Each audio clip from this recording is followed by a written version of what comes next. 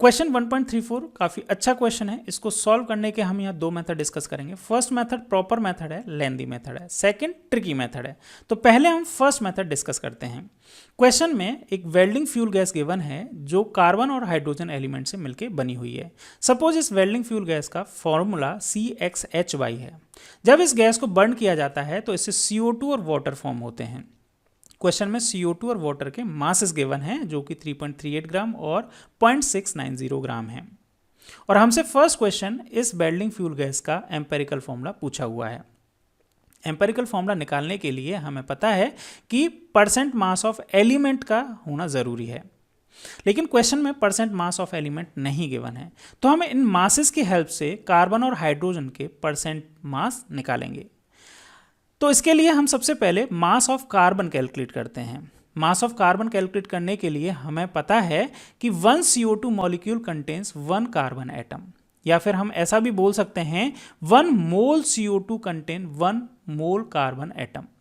1 मोल CO2 का मास इसके molecular mass के बराबर होगा जो कि 44 ग्राम है, और 1 मोल कार्बन एटम का मास इसके एटॉमिक मास के बराबर होगा जो कि 12 है।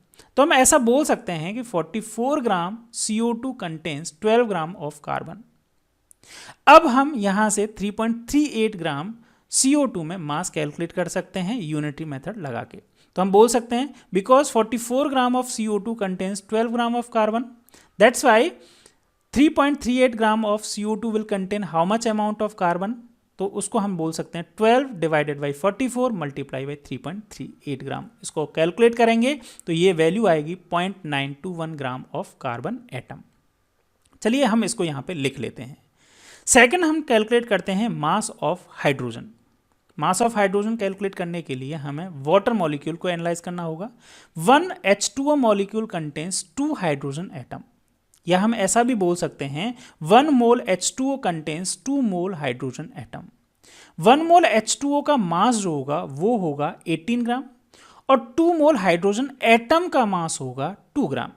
तो इसी इंफॉर्मेशन को हम ये भी बोल सकते हैं कि 18 gram of H2O contains 2 gram of hydrogen, और 0.690 ग्राम वाटर में कितने ग्राम हाइड्रोजन होगा इसको हम कैलकुलेट कर सकते हैं यूनिटी मेथड की हेल्प से, और वो होगा 2 डिवाइडेड बाई 18 मल्टीप्लाई बाई 0.690। इसको कैलकुलेट करेंगे तो ये वैल्यू आती है 0.076 ग्राम ऑफ हाइड्रोजन। चलिए इसको भी हम यहाँ पे लिख लेते हैं। हमारे पास कार्बन और हाइड्रोजन के मासेस आ गए हैं। अब इनकी हेल्प से हम percentage mass of carbon and hydrogen calculate कर सकते हैं। इसके लिए ज़रूरत होगी हमारे पास कार्बन और हाइड्रोजन के टोटल मास की, जो कि होगा 0.9976। अब इन तीनों इंफॉर्मेशन की हेल्प से हम परसेंटेज मास ऑफ कार्बन हम कैलकुलेट कर सकते हैं, जो कि होगा मास of carbon divided by total mass of carbon and hydrogen multiply by 100। और इसको कैलकुलेट करेंगे तो ये आएगा 92.32% carbon. Similarly percent mass of hydrogen भी हम कैलकुलेट कर सकते हैं, वो आएगा मास of hydrogen divided by total mass of hydrogen and carbon multiply by 100। इसको जब सॉल्व करेंगे तो ये आएगा 7.68% हाइड्रोजन। अब इन हमारे पास percentage mass of hydrogen and percentage mass of carbon आ गए हैं। अब हम एम्पेरिकल फॉर्मूला इजीली निकाल सकते हैं। तो उसके लिए अगेन वही टेबल हम बनाएंगे। एलिमेंट हमने लिख लिए हैं, वेल्डिंग फ्यूल गैस में कार्बन और हाइड्रोजन है। इनके परसेंट मास हमने कैलकुलेट कर लिए हैं। कार्बन का इतना 92.32 है और हाइड्रोजन 7.68 ग्राम % है। एटॉमिक मास ऑफ कार्बन 12 होता है, एटॉमिक मास ऑफ हाइड्रोजन 1 होता है। अब इन डेटा की हेल्प से हम मोल ऑफ एलिमेंट यानी कि mole of carbon and mole of hydrogen निकालेंगे। मोल का फॉर्मूला होता है परसेंट मास divided bye corresponding atomic mass. इसको अगर देखें कार्बन के लिए तो कार्बन का percent mass divided by carbon का एटॉमिक मास। इसी तरह से हाइड्रोजन के लिए भी हाइड्रोजन का परसेंट मास डिवाइडेड बाय हाइड्रोजन का एटॉमिक मास। इनको सॉल्व करेंगे तो हमारे पास वैल्यू आएगी 7.69 और 7.68। ये वैल्यू जो है वो फ्रैक्शन में है। ये वैल्यू जो होती हैं वो नंबर ऑफ एटम्स को रिप्रेजेंट नहीं कर सकती, इसीलिए इन जो वैल्यूज़ हैं इनको हम स्मॉल होल रेशो में कन्वर्ट करेंगे। और इसके लिए ट्रिक होता है इन दोनों में से जो भी स्मॉलर नंबर है उसका सभी नंबर के साथ डिवाइड कर दीजिए। तो हम इनमें से 7.68 स्मॉलर नंबर है, इसीलिए दोनों के साथ दोनों का दोनों में 7.68 का डिवाइड कर देंगे और जब कैलकुलेट करेंगे तो इसकी वैल्यू अप्रॉक्सीमेटली 1 आएगा। एम्पेरिकल फॉर्मूला में इतना अप्रॉक्सीमेशन हम लेके चलते हैं और इसकी वैल्यू एग्जैक्टली 1 आएगी। तो हम यहाँ से बोल सकते हैं कि जो वेल्डिंग फ्यूल गैस है उसमें नंबर ऑफ कार्बन भी 1 है और नंबर ऑफ हाइड्रोजन भी 1 है, इसीलिए इस वेल्डिंग फ्यूल गैस का एम्पेरिकल फॉर्मूला C1H1 होगा, जिसको CH भी लिख सकते हैं। अब सेकंड क्वेश्चन हमसे पूछ रखा है कि इस वेल्डिंग फ्यूल गैस का मोलर मास क्या होगा। मोलर मास कैलकुलेट करने के लिए हम इसमें गिवन नेक्स्ट इंफॉर्मेशन देखते हैं। Volume of welding gas 10 litre, 10 litre volume दे रखा है एट STP पे और उसका मास गिवन है 10 लीटर का, वो है 11.6 ग्राम। इन दो इंफॉर्मेशन के हेल्प से हम molar mass of welding gas calculate कर सकते हैं। कैसे कैलकुलेट करेंगे, हमें मोल का फॉर्मूला पता है। मोल का फॉर्मूला मास और मोल में रिलेशनशिप होता है, ये mole equal to mass divided by molecular mass. और सेकंड जो मोल और वॉल्यूम में रिलेशन होता है वो होता है mole equal to volume of gas divided by 22.4। अगर इन दोनों फॉर्मूला को, मोल के फॉर्मूला को अगर हम एक ही गैस के लिए यानी कि वेल्डिंग गैस के लिए लगाएं तो हम ऐसा बोल सकते हैं, इनको दोनों को इक्वल कर सकते हैं। और इसमें से अगर हम देखें तो मास ऑफ सैंपल गिवन है जो कि है 11.6 ग्राम। मोलर मास या मॉलिक्यूलर मास हमें कैलकुलेट करना है वेल्डिंग फ्यूल गैस का। वॉल्यूम ऑफ गैस जो मास है उसका वॉल्यूम हमें STP पे गिवन है, वो है 10 लीटर और 22.4 ये कांस्टेंट है। इन वैल्यूज़ को पुट करें हम और यहाँ से इसको रीअरेंज करें तो molecular mass of welding fuel gas कितना आ जाएगा, इसको हम रीअरेंज करेंगे, क्रॉस मल्टीप्लाई करें, 11.6 मल्टीप्लाई बाई 22.4 डिवाइडेड बाई 10, ये वैल्यू आ जाएगी। इसको अगर हम कैलकुलेट करते हैं तो ये वैल्यू आती है 25.984 ग्राम पर मोल। ये मॉलिक्यूलर मास या molar mass of welding fuel gas है। इसको अप्रॉक्सीमेटली आप 26 ग्राम पर मोल बोल सकते हैं। नेक्स्ट जो है इसी का पार्ट है वो है मॉलिक्यूलर फॉर्मूला पूछा है। एम्पेरिकल फॉर्मूला और मॉलिक्यूलर फॉर्मूला में रिलेशन होता है, एम्पेरिकल फॉर्मूला का n टाइम्स होता है मॉलिक्यूलर फॉर्मूला। अगर n की वैल्यू यहाँ से कैलकुलेट करना चाहें तो हम ऐसा बोल सकते हैं कि molecular mass divided by empirical formula मास। यहाँ हम मॉलिक्यूलर मास कैलकुलेट कर चुके हैं जो है 26 के अप्रॉक्स आया था और एम्पेरिकल फॉर्मूला CH से हम कैलकुलेट कर सकते हैं, वो आएगा 13।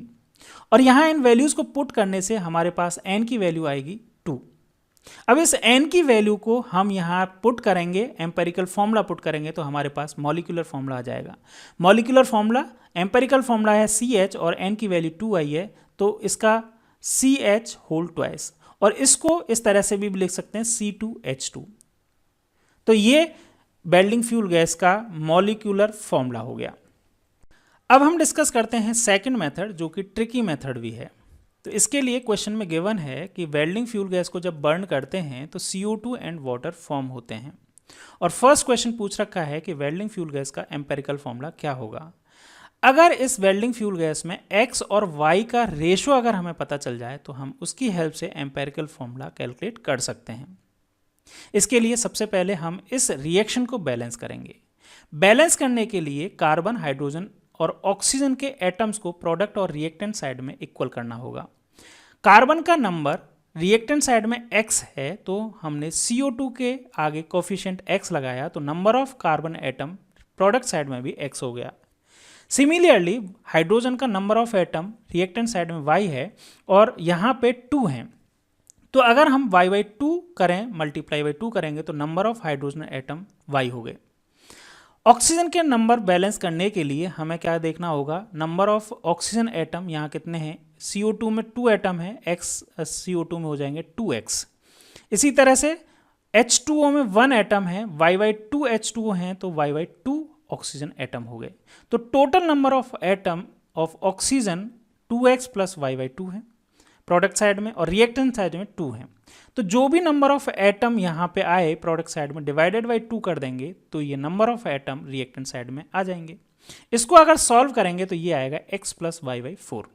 ये हमारे पास बैलेंस इक्वेशन आ गई है। और बैलेंस इक्वेशन में जो कोफिशिएंट्स होते हैं वो मोल को रिप्रेजेंट करते हैं। तो हम ऐसा बोल सकते हैं कि 1 मोल वेल्डिंग फ्यूल गैस का बर्न जब होता है तो उसके लिए ऑक्सीजन के X+Y/4 मोल चाहिए और X मोल CO2 प्रोड्यूस होगा और Y/2 मोल वाटर प्रोड्यूस होगा। अब हम देखते हैं कि जो गिवन डेटा हैं उनसे इनके मोल, एक्चुअल मोल कैलकुलेट करते हैं। हमें मास ऑफ CO2 गिवन है जो कि 3.38 ग्राम है और मास ऑफ वाटर 0.690 ग्राम है। इन मासेस को मोल में कन्वर्ट कर सकते हैं by the help of formula of mole. Mole का फॉर्मूला होता है given mass divided by molar mass. अगर CO2 की बात करें तो गिवन मास 3.38 ग्राम है और मोलर मास जो है वो 44 ग्राम पर मोल है CO2 का। यहां से इस मास को हमने मोल में कन्वर्ट कर लिया जो कि है 0.076 मोल CO2। इसी तरह से वाटर के मोल भी कन्वर्ट कर सकते हैं। इस मास, जो वाटर का मास है उसको मोल में कन्वर्ट कर सकते हैं जो कि आ जाएगा 0.038 ग्राम। अब ये मोल जो हैं एक्चुअल मोल हैं, जो गिवन मास है उससे हमने एक्चुअल मोल निकाल लिए और ये स्टोइकियोमेट्रिक मोल हैं X और Y/2। तो हम ऐसा बोल सकते हैं mole of CO2 divided by mole of H2O का रेशो जो होगा वो कितना होगा, X divided by Y/2। Mole of CO2 X है और मोल ऑफ H2O Y/2 है। और जो एक्चुअल जो डेटा है मोल ऑफ CO2 का वो है 0.076 और एक्चुअल मोल ऑफ वाटर है 0.038। यहाँ से हम X और Y का रेशो निकाल सकते हैं और X और Y का रेशो आएगा 1:1। तो हम कह सकते हैं कि जो फॉर्मूला है यहाँ पे वेल्डिंग फ्यूल गैस का, उसमें X और Y का रेशो 1:1 के रेशो में प्रेजेंट है और यही एम्पेरिकल फॉर्मूला को रिप्रेजेंट करता है। इसीलिए वेल्डिंग फ्यूल गैस का एम्पेरिकल फॉर्मूला C1H1 या CH होगा। नेक्स्ट पार्ट है molar mass of gas calculate करना है। इसको भी शॉर्ट तरीके से हम देखते हैं।